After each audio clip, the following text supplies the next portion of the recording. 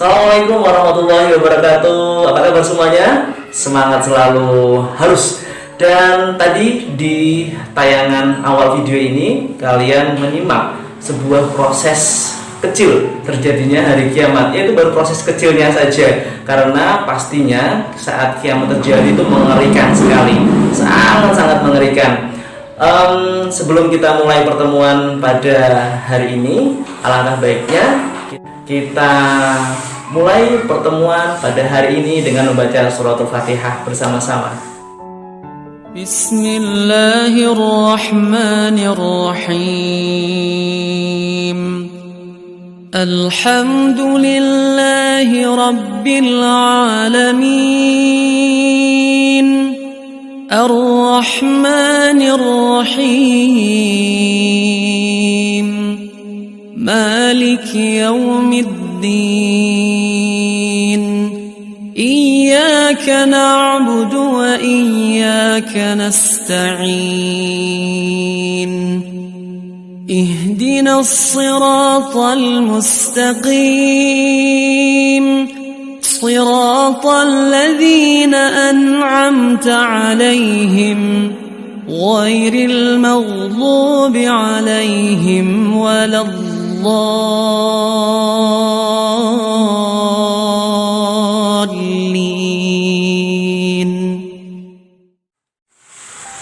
Ya, alhamdulillahirabbil alamin. Coba kita angan-angan perjalanan hidup manusia itu kan panjang sekali. Betul? Nah, mulai dari alam ruh, kemudian masuk ke alam kandungan, selanjutnya dia terlahir ke alam dunia. Setelah meninggal, orang tersebut akan singgah sementara di alam barzakh sampai menunggu datangnya hari kiamat. Ketika hari kiamat berlangsung, maka semua alam semesta dan semua makhluk ciptaan Allah akan hancur. Selanjutnya manusia akan dibangkitkan. Nah, ketika sudah masuk ke hari kiamat, ketika semua sudah hancur, maka Allah akan membangkitkan manusia. Nah, di hari itu namanya Yaumul, pada fase tersebut namanya Yaumul Ba'ats, atau hari dibangkitkan manusia dari alam kuburnya.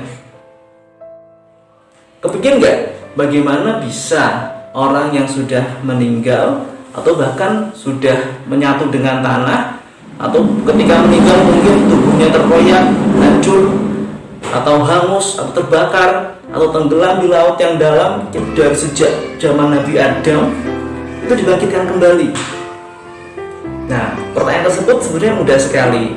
Karena apa? Allah itu Maha berkuasa atas segala sesuatu. Apa sih yang sulit di sisi Allah? Tidak ada yang sulit. Semua akan mudah jika Allah yang berkehendak. Kondisi manusia di Yaumul Ba'ats itu macam-macam. Ibaratnya kalau yang ketika masa hidupnya di dunia selalu bermaksiat, maka dia akan dibangkitkan dalam keadaan yang mengerikan. Tapi bagi orang yang amal ibadahnya baik, yang soleh, maka dia akan dibangkitkan kembali dalam keadaan yang indah. Wajahnya cerah seperti bulan purnama. Nah, di Yaumul Ba'ats inilah semua manusia dibangkitkan dalam keadaan yang berbeda-beda sesuai dengan amal perbuatannya ketika masih hidup di dunia.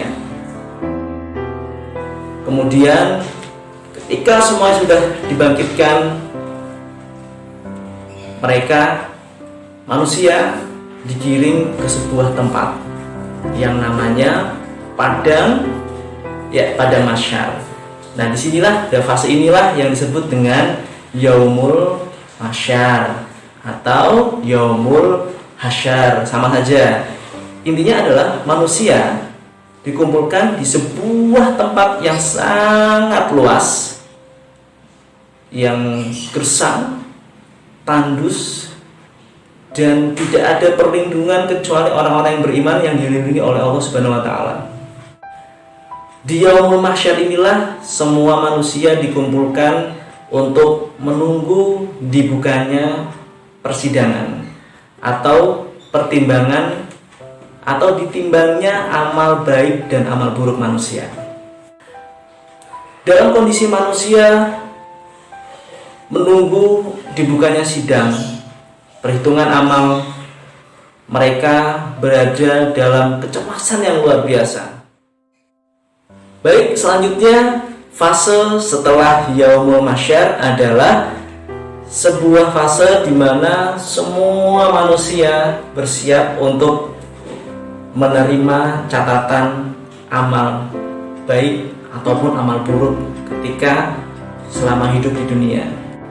Hari itu dimana hari manusia disidang atau diadili atau ditimbang amal baik dan amal buruknya. Maka ingat, yang pertama kali ditimbang, yang pertama kali jadi sesuatu yang sangat berharga nilainya ketika amal baik tersebut ditimbang adalah baik, iya, sholatnya. Manusia yang pertama kali ditimbang adalah sholatnya. Kalau sholatnya baik, maka seluruh amal-amal tersebut akan ikut baik. Semua amal kebaikannya akan ikut baik juga, sehingga peluang masuk surga sangat besar dong. Iya, maka dari itu kita harus menjaga sholat kita, jangan sampai bolong 5 waktu, jangan sampai ditinggalkan. Selanjutnya, ketika manusia sudah ditimbang amal baik dan amal buruknya, sudah menerima catatan buku kebaikan atau buku keburukannya, jika dia menerima buku dari depan dengan tangan kanan, maka insya Allah dia akan masuk surga. Tapi kalau dia menerima catatan amal dari sebelah kiri dan dari belakang, maka dia kemungkinan besar akan masuk neraka. Nauzubillahi min dzalik. Ketika manusia sudah melewati peradilan, di mana manusia sudah ditetapkan kemana mereka akan ditempatkan, di mana tempat mereka akan menghabiskan sisa keabadian hidup mereka, apakah di surga yang abadi atau kekal di neraka selamanya. Ini yang dinamakan dengan Yaumul Jaza atau hari pembalasan. Dalam fase Yaumul Jaza, manusia juga akan melewati sebuah tempat yang dikenal dengan As-Sirat atau jembatan.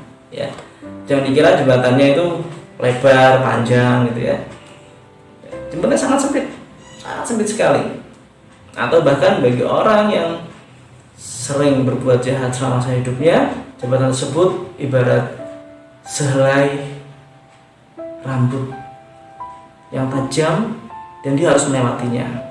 Ketika manusia melewati jembatan dengan setipis itu, ya pasti dong kemungkinan besarnya adalah jatuh.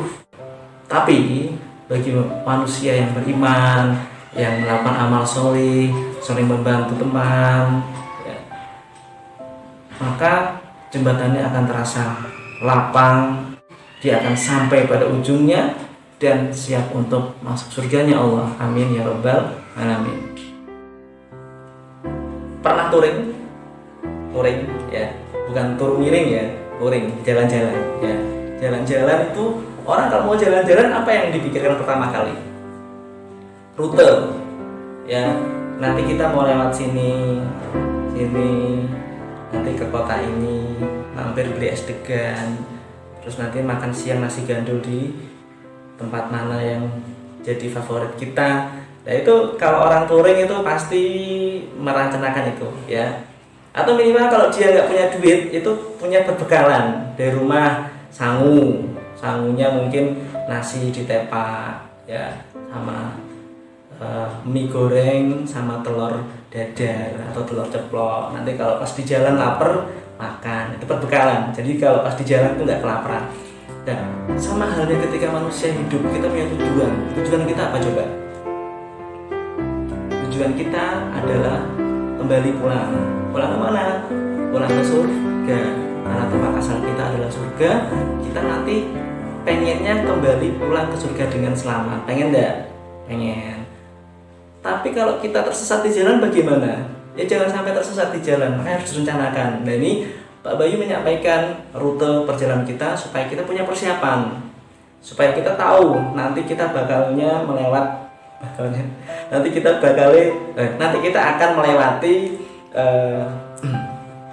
nanti kita akan melewati fase ini, selanjutnya itu kemudian apa. Ketika kita sudah punya rute, kita punya persiapan. Nah, sebaik-baiknya persiapan adalah keimanan kita. Iman kita harus kita jaga, jangan sampai iman kita melemah. Satu, yang kedua ibadah kita. Ibadah kita juga harus istiqomah, kita kuatkan, minimal yang wajib-wajib kita kerjakan. Yang ketiga, saling membantu sesama manusia. Jangan sampai kita egois, maunya menang sendiri, atau jangan-jangan kita pelit untuk tidak mau berbagi dengan teman yang membutuhkan. Baik, dari semua perjalanan hidup manusia yang Pak Bayu paparkan tadi, kita simpulkan. Pertama, manusia hidup di alam ruh. Yang kedua, dia kemudian hadir di dunia. Di dunia dia beramal soleh, mencari perbekalan untuk hidup di waktu selanjutnya, ya, di kehidupan selanjutnya. Maka ketika manusia meninggal, pindah untuk sementara transit di yang namanya alam barzah atau alam kubur. Sendirian, tidak ada yang menemani kecuali amal soleh kita. Kemudian manusia yang sudah tinggal di alam barzah dibangkitkan lagi setelah terjadinya yaumul qiyamah atau hari kiamat. Setelah hari kiamat adalah yaumul ba'as, hari dibangkitkan.